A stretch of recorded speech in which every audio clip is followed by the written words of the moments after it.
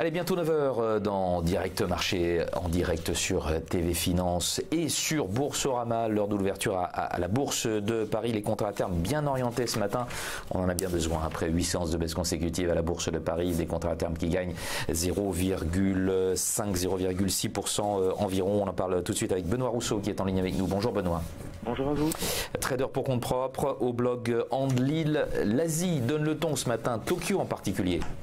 Exactement, on a eu un beau rebond cette nuit de Tokyo sur ces 22 000 points. On a dépassé les 22 400, donc ça a donné le là et on en profite pour ouvrir sur un gap haussier sur les indices, notamment le DAX 30. Le CAC 40 là ouvre sur du plus 0,40 à 5320. On est repassé au-dessus des 5300 points. On va voir si ça se maintient.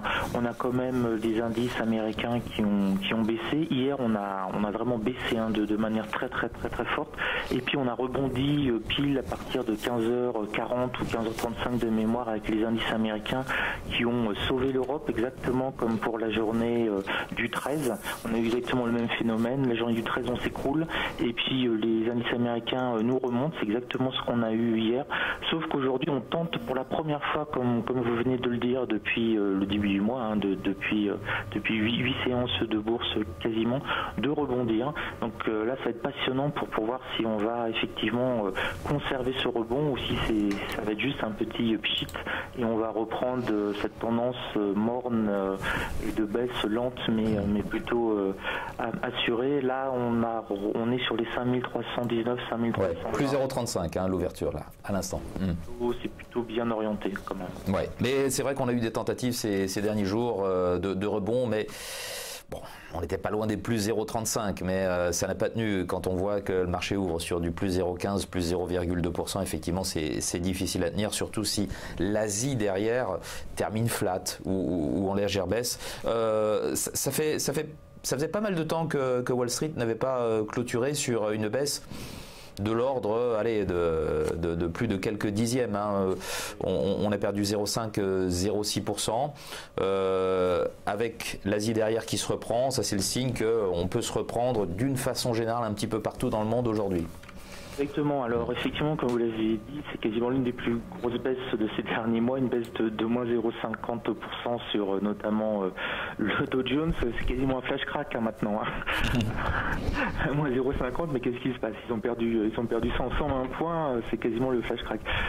Beaucoup plus sérieusement, les indices américains, surtout le Dow Jones tiennent. Par contre, je me permets d'être un petit peu moins optimiste que vous tout de même, parce que on a les indices américains qui une lente baisse à l'heure actuelle. Les Japonais avaient fortement baissé, ils se reprennent sur un niveau symbolique, les 22 000, heureusement. C'est ce qui est le plus volatile, Tokyo en ce moment.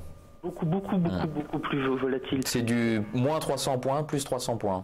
Exactement, ça s'excite beaucoup plus, voire même on a eu des variations intraday entre 800 et 900 points il y a la semaine dernière. Donc vraiment ça bouge beaucoup sur Tokyo.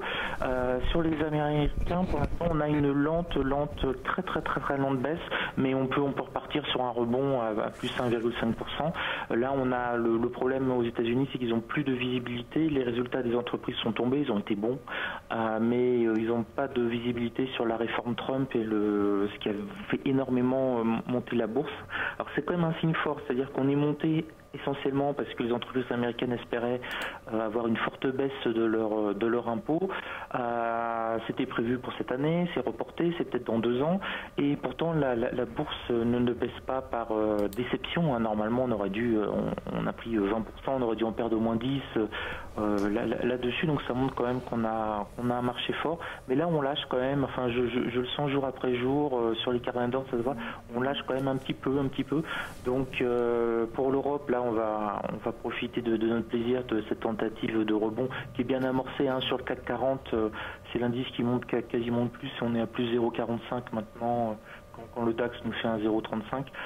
Mais il va falloir faire attention parce que si, je le répète depuis justement 15 jours, on baissait en Europe mais on était remonté systématiquement par les États-Unis. Si un après-midi les États-Unis baissent eux et réellement, allez on va dire, soyons fous, 1% de baisse, un véritable flash crack à notre époque maintenant, là on risque vraiment de perdre beaucoup de plumes en Europe et rapidement. On voit vraiment maintenant, on a retrouvé la nervosité. Le mois de septembre-octobre a été très difficile, très peu de volatilité, il n'y avait plus personne dans les carnets d'ordre. Quand les indices américains ouvraient, c'était fini en Europe, il ne se passait plus rien. Et là on voit énormément de nervosité dans les carnets d'ordre européens l'après-midi. Donc là ça veut dire aussi que les Américains sortent ou rentrent, retravaillent en tout cas les valeurs européennes. On le rappelle souvent, mais 60% du volume du CAC 40 vient des comptes américains. Donc c'est quand même une indication. On a eu septembre-octobre totalement mort en Europe sur les carnets d'ordre après-midi. Et là ça se met enfin à vivre à peu près normalement. Le trader en compte propre est soulagé parce que c'était pas évident. Je vous rappelle qu'on avait des ranges de 10, 15, 20 points sur le CAC 40, ce qui était vraiment ridicule. Là, on commence à nouveau à retrouver, j'allais dire, des vrais ranges sur le CAC 40, au moins de 50-60 points. Donc ça fait quand même du bien. Avant de poursuivre cette conversation, on regarde, Benoît, les valeurs qui bougent là dans le sens de la hausse pour la deuxième séance consécutive, me semble-t-il. Bouygues, plus 3,27%. Bouygues, en début de semaine, c'était l'effet Alstom, puisque Bouygues est un actionnaire important d'Alstom et des bons chiffres d'Alstom. Là, c'est lié aux chiffres de Bouygues, qui revoit à la hausse ses objectifs et qui gagne des abonnés dans la téléphonie mobile, plus 3,27%, suivi de Vinci, plus 1,34%. Vivendi, qui va publier aussi aujourd'hui, plus 1,17%. On a l'automobile qui est bien orienté avec les bons chiffres des immatriculations européennes. Tout à l'heure, c'est une information importante du jour. Ces immatriculations européennes qui repartent très fort, plus 5,9% au mois d'octobre, après le creux qu'on a eu au mois de septembre dû au Brexit, dû au retrait du marché britannique de l'automobile. Ça y est, ça repart là au mois d'octobre et c'est une bonne chose pour Peugeot, pour Renault en particulier. Voilà pour les hausses. Et du côté des baisses, Sodexo, moins 3,12%, Publicis, Orange. Sodexo qui publiait des chiffres trimestriels ce matin supérieurs aux attentes au T4, mais qui se montre très prudent sur ses objectifs 2018. Ça fait pas mal de bonnes nouvelles tout cela, mis à part Sodexo bien sûr, mais Benoît, ce qui permet aussi, il faut le dire, à la stabilisation des indices, c'est le fait qu'on se calme sur la baisse du pétrole et on se calme aussi sur l'ascension de l'euro. Oui, exactement. On a une belle baisse du pétrole, donc ça permet de réduire la facture énergétique des grands groupes. Donc c'est bon pour éventuellement, si ça continue comme ça sur les bénéfices ou les marges, en tout cas, notamment des entreprises les utilisant pas mal. Les pétrolières devraient fléchir quand même de ce fait. Ce sera les seules entreprises à peu près impactées de manière assez forte là-dessus. Ce que je voulais dire, c'est que la chute du pétrole à laquelle on a assisté ces derniers jours s'arrêtant, aujourd'hui, c'est en grande partie, c'est une des raisons qui explique que les marchés se reprennent aussi. C'était vraiment le poids des matières premières ces derniers jours qui pesait le plus sur les indices via les pétrolières, les parapétrolières. C'était deux choses, le poids des matières premières et le poids de l'euro en particulier, qui était monté en flèche depuis 2 jours. Oui, c'est exactement ça, c'est les deux cumulés. Sur ces deux actifs-là, on se calme aujourd'hui. Donc c'est aussi ce qui explique le rebond ce matin sur les marchés d'actions. Oui, tout à fait. Sur l'euro, on était au-dessus de 1,18. Là, on a bien enfoncé. Donc, on se retrouve donc avec le facteur matières premières pas trop cher, donc favorable aux marges des entreprises européennes. Et puis baisse de l'euro, donc compétitivité qui augmente. C'est plus facile de vendre ses produits en euros si l'euro est faible. Donc, effectivement, on a la conjonction de ces deux facteurs positifs. On va voir jusqu'où ça va nous amener. Pour l'instant, ça a l'air d'être assez bien parti. Je serais quand même pas extrêmement optimiste avant cet après-midi. J'ai peur qu'on se mette à tasser. Et puis on a en tout cas, tant qu'on reste au-dessus des 5300 points, ça reste un bon signe.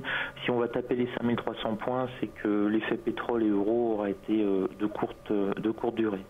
On regardera de près l'inflation en zone euro aujourd'hui. C'est la statistique du jour là, à 11h. Oui, tout à fait. Qui peut faire bouger la paire euro-dollar. Du jour pour le matin, le plus important, c'est effectivement les prêts à la consommation en Europe. Et puis on a cet après-midi, on a quelques petits indices américains. On a un petit cocktail à 14h30. Bon, les inscriptions. La fête de Philadelphie, non, il n'y a pas ça? Des inscriptions au chômage classique, oui. Les prêts à l'importation, et puis on a l'indice de la fête de Philadelphie voilà. du mois de novembre. Alors ça c'est un indice important, hein, la fête de Philadelphie. Ouais, c'est mieux que l'université du Michigan. Oui. La Michigan, ça vaut rien du tout, ça vaut plus rien. Mais Philadelphie, oui. Oui, exactement. C'est la ville de Rocky, hein. Oui, voilà. Ouais. Voilà, bon, c'est pas pour ça, hein, je pense pas. Non, mais c'est un indicateur qui est assez suivi justement pour voir. C'est une région assez, comment dire, bien équilibrée, donc ça donne vraiment, on a une bonne indication de l'état de l'économie américaine de manière assez globale. Hein. Par exemple, la région de l'Alaska, on s'en fiche un petit peu, mais Philadelphie, non, c'est un bon cocktail de l'équilibre de l'économie américaine.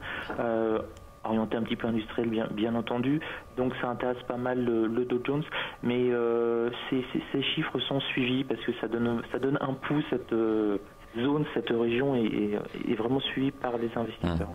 La deuxième plus importante après New York, d'ailleurs, géographiquement parlant, c'est relativement proche. On regarde le CAC 40, donc plus 0,34%, 5319, et les valeurs qui bougent, donc Bouygues plus 2,79, suivi de Vinci, de Société Générale à la hausse et à la baisse. Sodexo, très forte baisse et de loin par rapport à Publicis et à ST Micro. Merci beaucoup Benoît Rousseau d'avoir été avec nous aujourd'hui.